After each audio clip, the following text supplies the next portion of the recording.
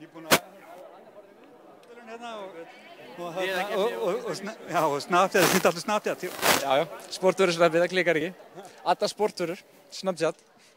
En þetta var býsna fyrir árangur fyrir dag. Já, takk fyrir það. Ég vann einmitt þetta mót líka í fyrra, þetta hentar mér svolítið vel. Mikið úthald, það er heimavelli. Og ekkert mála að taka þátt í fleiri en einni grein, það sé ekki öllum. Jú, ég er vannur ef allt er þrendir. Það er þessi rólum, sko. En hvað var erfiðast? Box 2, þess ketibjöllunar, þær tókum við í. Box 4, þá ertu með stöng, sittur upp fyrir haus. Það er alltaf erfitt og svo náttúrulega bara róðurinn og nébeginn á lokin, það er kláraði ekki að svona. Það var nóg eftir að klára þetta í einstaklingskeppninni til þess að halda áfram í hinum? Já, það fer svolítið eftir hvað þú ert bara í góðu formi og fljótur í recovera, sko.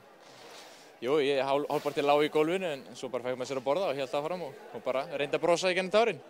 Við svo sem hefur séð þetta hjá fleiri crossfiturum, það er með ólíkindu hvað þetta sport gerir mann góðan í þessu.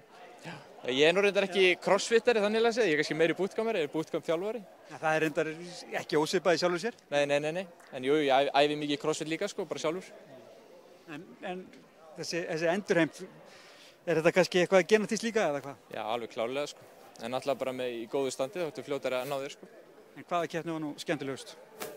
Af þessum tveir þá? Nei. Já, þessu sem þú tókst í? Boxum? Nei, já, byrjum á boxum, já. Boxið 3, þar var ég náttúrulega langbestur. Það hendaði mér mjög vel, arbeginar og froskanir og svoleiðis. Þar er ég mjög sterkur. En liðakeppni eða einstaklings? Já, mér finnst parakeppnin mjög skemmtileg. Þar ertu svona á mjög mikilli keyrslu og færið svona aðeins lengri pásur inn á milli.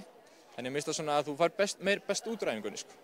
Svona svipa á liðakeppnin, en já, mér finnst það mjög skemmtileg. Kæra þakki fyrir þetta og til hamingju með gullin 2. Já, takk hjá Við ætlum að fá hana